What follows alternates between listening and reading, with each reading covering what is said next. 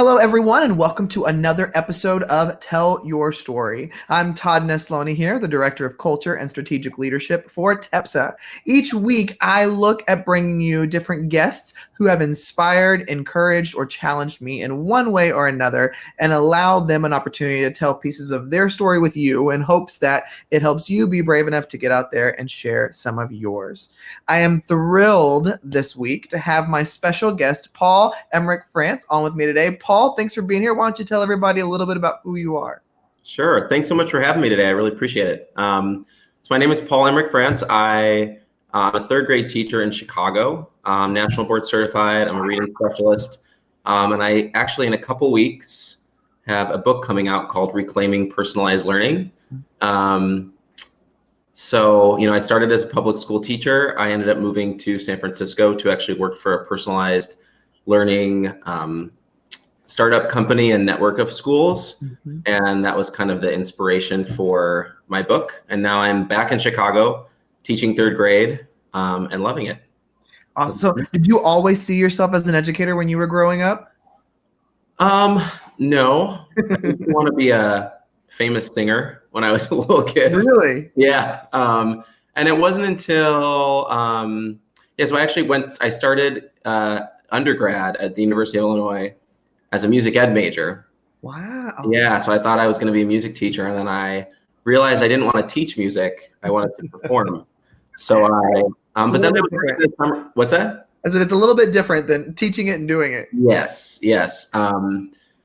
So I was working at a summer camp, and I realized I didn't want to teach music, but I still loved working with kids, and so I just kind of took a leap of faith. I honestly wasn't sure if it was really what I wanted to do, but I'm very lucky that I fell in love with it, and I just started my 10th year. So I love it.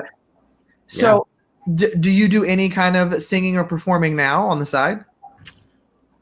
Not really. If you count the faculty talent show at my school, then yes. But other than that, no. That's hilarious. I wish I did, but I don't. So you mentioned, you taught for a little bit and then you kind of changed out, you stepped out of a school and into a new kind of environment. What was interesting to you to make that shift like that?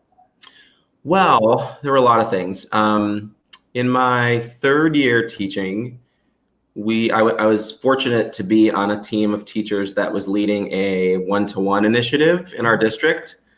So I got some really great experience rolling out iPads from the very, very beginning without much guidance, so we were able to experiment and test things. And I loved that about tech integration. I loved being able to experiment and to learn on my own and to learn on my feet. So we did that for 2 years because back then I was teaching a 4-5 loop. So I had the kids for 2 years and I learned a ton those 2 years. Yeah. And a number of factors led me to leave public school, and the biggest thing was there was some controversy around teaching about bringing the LGBTQ community into our school.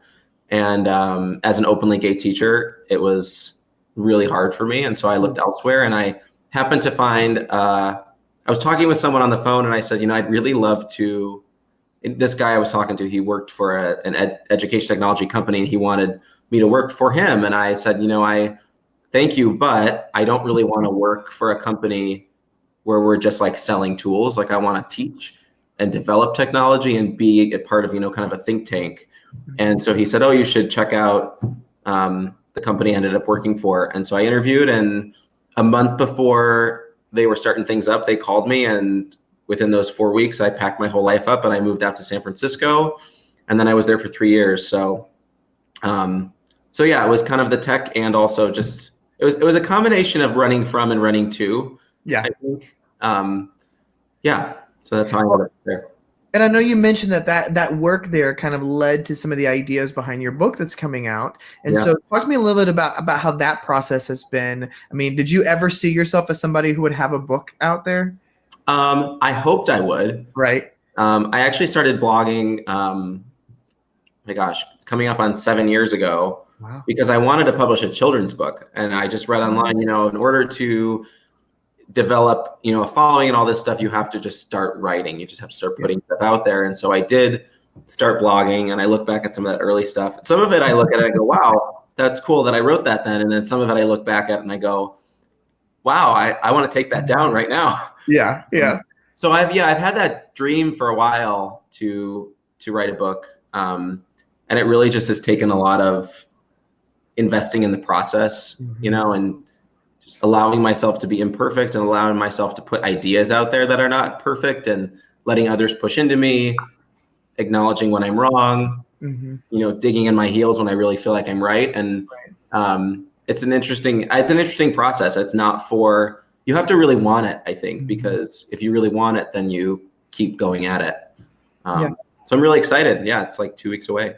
Well, you know, and I love that you said that it's something you have to really want, because I think that, you know, that is, I was talking to a group of kids the other day and they were asking me about writing a book. And I was like, well, it's a lot of work. Like, you have to be willing to have somebody say, this chapter sucks, you need to fix this, or, you know, your ideas aren't developed enough. And you're like, that's all I've got on that. Like, what do you mean it's not developed enough? Like, well, you need to go back and think harder, or this sounds offensive, and it's like, you have to be ready to take that criticism because it's there to make you better. Did you find yourself kind of going through that same process too? Oh yeah, absolutely. I mean, before I actually, you know, signed a contract to publish the book, it's like I'm talking with my editor and I'm getting feedback from strangers, you know, that have read what I've written, and some of which is really complimentary and some of which was not, and some of which even, you know, there were some people that read it. And as I talk a little bit about being an openly gay teacher, because the third section of my book is about equity and how that intersects with personalized learning. And so I share some of these stories of being a gay teacher and how that, I work it into this theme of like a sense of belonging in schools, that we all deserve to belong in our school environments. And anyway, so I got feedback that was like, this is not appropriate to be discussing in a book about elementary school teaching. And I was like, ouch, you know, that really hurt to hear. But my editor, who's awesome, Dan Alpert, with Corwin, he was like, this is one of the reasons why this book needs to be written. This needs to be out there. And I was like, you're totally right. You're totally right. And thank you for saying that. And let's keep moving forward. But it is hard. It is hard.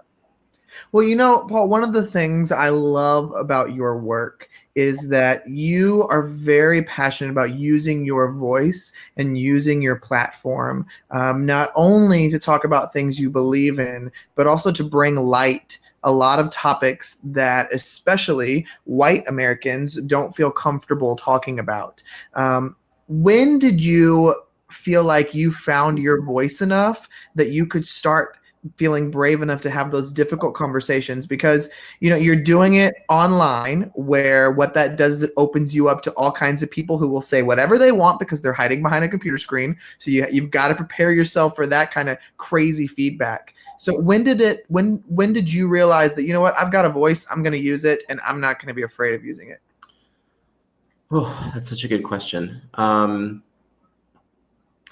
don't know if there's a point. But I can think of some significant points in my story where, like, I felt my voice get stronger. Right. The first time I wrote about being a gay teacher was like my first year of blogging, I think, and I wrote about I think I called it "Is Gay Okay in School?" I think that's what I called it, and I wrote this story about like a child who said something kind of homophobic in the classroom, and just how I felt and how I didn't do anything, and like my lack of action was just so heavy to me.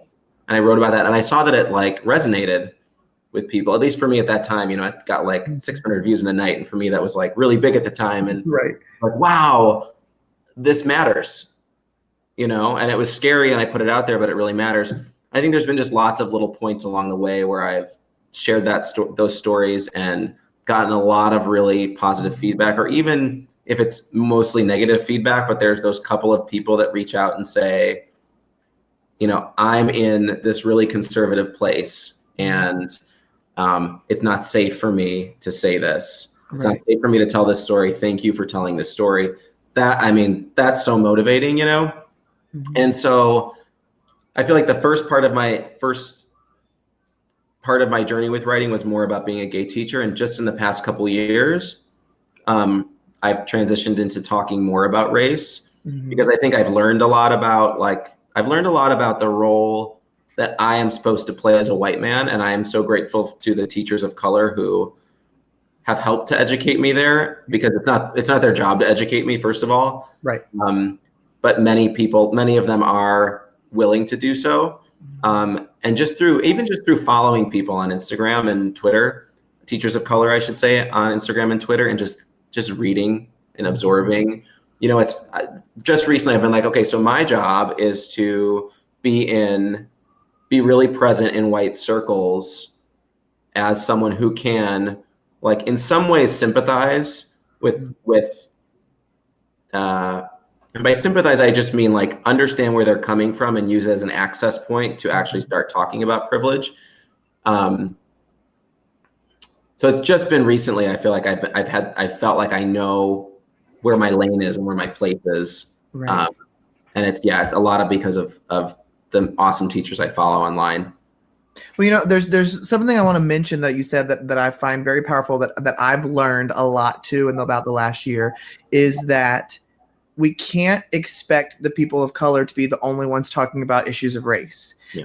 And as white men in this country, it's our responsibility too to educate ourselves, but also to be an ally, be a voice that isn't just like, oh, well, let's ask this person or let's make them educate us. It's like, no, we can educate ourselves too and bring them into the conversation. But I love that you've mentioned that, because I think when so many ideas put out there, and you're one of those too, who a lot of your ideas are put out there to like make people think, like, I'm going to share this and I want you to think about it. And what I found is that some people just get so reactive. Like, there is no stopping and going and thinking, or no saying, well, it's okay if we don't agree. It's like, no, I hate you. You're the worst person ever. I can't believe you're saying that. Like, I know you've gotten some feedback like that. And so my question would be, I know that you're brave enough to put it out there, but how do you not let that stuff eat away at you when it's opinions of people you have no idea who they are? Because it's easy to say, oh, ignore it, don't think about them, they don't matter. But it's like, that stuff can still eat away at you, doesn't it? Sometimes. I mean, one thing that really got me recently was I was posting about adoption, because my fiance and I, that's a route we're going to pursue at some point. And, someone just posted something really cutting about, like, you shouldn't be adopting because X, Y, and Z, and how dare you, blah, blah, blah, blah, blah. And that one really hurt, because I was like, this is a really personal thing that I'm putting out there. And it hurt for a second. And I talked to my fiance, but I talked to my friends about it and kind of moved on from it. And the other stuff doesn't really get to me, because I think the satisfaction I derive is from knowing that it started a conversation that wasn't happening before. Right. And so that's what I walk away from. And I also think, like, while I do throw stuff out there, while I am really passionate, and while I am, like, I can be very direct in what I say, I'm also very reflective. I also listen. And I'm one of the first people on my threads when someone pushes back and I realize, like, I either had an oops moment, or I just didn't tell I didn't communicate clearly. I'm one of the first people to be like, thank you for saying that. I did not mean it that way. And here's what I actually meant. And, I'm going to go back and fix that in my post right now. But I think, like, the biggest thing for me is that, I don't know, I have really bad anxiety, and I've noticed that my anxiety gets really, really bad when I am not being authentic, and when I'm not being true to myself, and when I'm not saying what I think I need to say. Right. Especially when it comes to social justice issues, because I feel like my boundaries get really easily crossed. Like, when someone says something that I feel like is either ignorant or exclusive or, unjust. And so it feels better to me to just put my idea out there, because then I feel like, well, I don't have to hold this in anymore. Like, I shouldn't have to hold this. I shouldn't have to hold my advocacy for justice in just to make other people comfortable. And the feeling of, like, ooh, I wonder if they didn't like that is a better feeling than the anxiety of holding it in. So that's kind of how I work through it. I like that. That's a really interesting way to look at things. So my question to you would be, what advice would you have to people who, when they see things online that are meant to start a conversation, and Mm. they just get this emotional reaction right away where they want to go write something crazy? What advice do you have about educators being more reflective? Um, if you can, or if you notice, I mean, I think the first thing is awareness, self-awareness, noticing, like notice the feeling that's coming up, because I think feelings are there to tell us something. They're like an alert system. And so if you notice the feeling, and then I think the first step is noticing the feeling. The second step is being curious about the feeling. So why am I feeling angry? Or why am I feeling, and I'm saying this too from a place of, I have Yeah. reacted online Right. before. Right. So I'm not saying this from an ivory tower, like I never do this or never have done this. But I think it's noticing the feeling, then being curious about the feeling. Why am I feeling this way? Is there something in my past that's triggering this feeling, and do I need to, I've noticed that in some of the comments before. I see people write things and I go, you know what, I'm not even going to touch that, because I can tell that that's like a triggered traumatic experience. And there's nothing I'm going to be able to say to bring that person on board right now. So I think it's noticing, it's curiosity, and then you can decide whether you want to act or not. And I think if you just like sleep on it, or even, put your phone down, go like take a walk and then come back, you could, and I find that too. Or, even writing out your response first, write out what you feel like you want to say in the moment in like your notes in your phone or like somewhere else. And then an hour later, looking back at it, because that's always those are always my learning moments, when I posted online and then an hour later I went and looked back and I went, ooh, Right. ooh, I didn't mean that way, but that sounds really bad, Right. So yeah, notice, be curious, and then just give yourself some time before you hit send. I love that.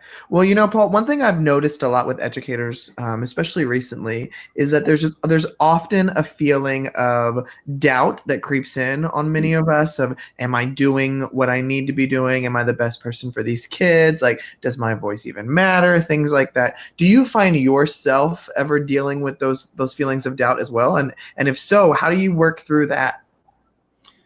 Yeah, I mean, all the time. Mm-hmm.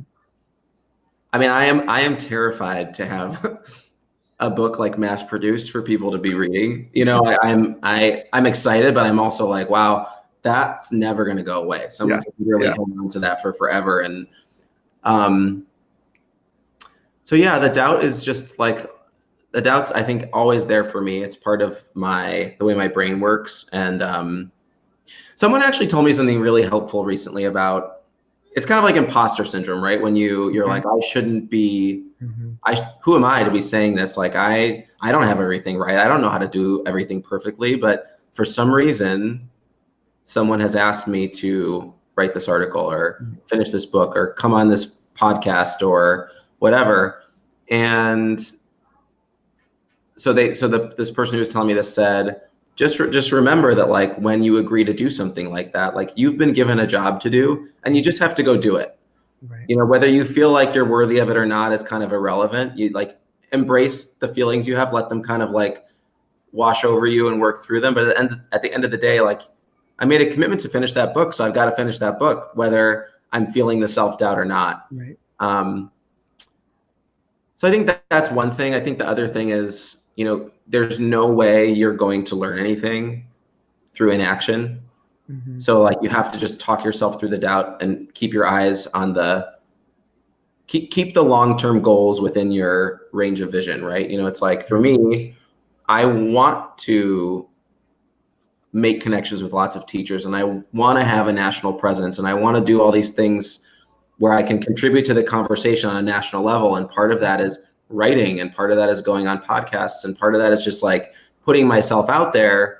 And so I know to expect times where like I fall on my face and write the wrong thing, or where I don't get, I've been turned down for so many like conferences recently, and like, oh, like, what am I doing? But then you get that one thing where you're really validated, and it just kind of keeps you going. So you just have to keep your eyes on the long term and work through the feelings.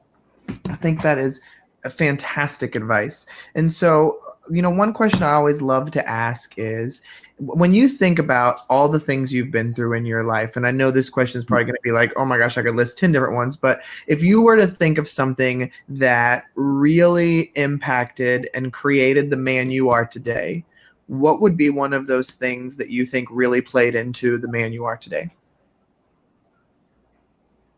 Wow. That's a big question.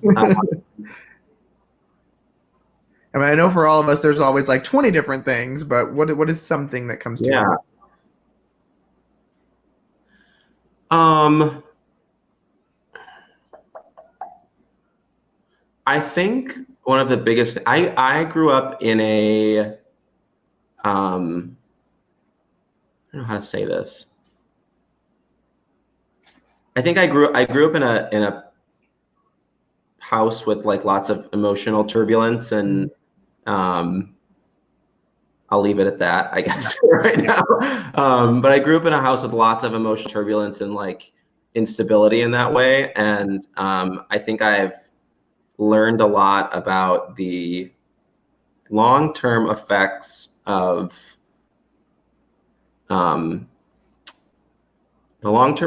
not talking about emotions and dealing with emotions and embracing emotions and respecting emotions and all that stuff. And I say that not only in observing people in my life, but also observing myself. Mm-hmm. And it's taken me a really long time to get to a place where, and I still really struggle, like I said, with my anxiety and everything.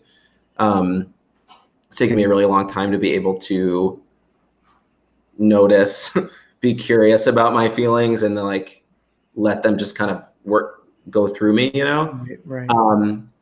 But I think had I not had the experience I had as a child, I don't think I would be at the place I am in terms of my awareness of those things and my awareness of my own challenges and how I work through them. And I don't think I would be able to coach my kids in those moments of emotional turbulence without all those experiences. So I think that's probably what I would say, because I see it impacting every area of my life. Mm-hmm. That's powerful. Well, Paul, one question that I always love to end the conversations on is if there was one thing you wish more people knew or understood, what would your one thing be? Vulnerability and shame. And there's a lot of reasons for that, but I'll try to be succinct. I think the biggest thing is that in order to learn, like to learn means to be vulnerable. And this kind of ties into what we were talking about with self-doubt and, putting yourself out there. Every day when teachers get up in front of kids, we're like modeling vulnerability, right? Or I like to think I am, at least in the way that I teach. And then every day, more importantly, we're asking every child in our class to be vulnerable, because we're asking them to acknowledge their imperfections and say, I don't know this thing yet, or I'm going to try and volunteer an answer even though I'm not sure. And we're asking them to grapple with uncertainty. And there's oftentimes like self-worth woven into that, right? And I think understanding and embracing vulnerability is something that a lot of teachers don't understand and don't talk about.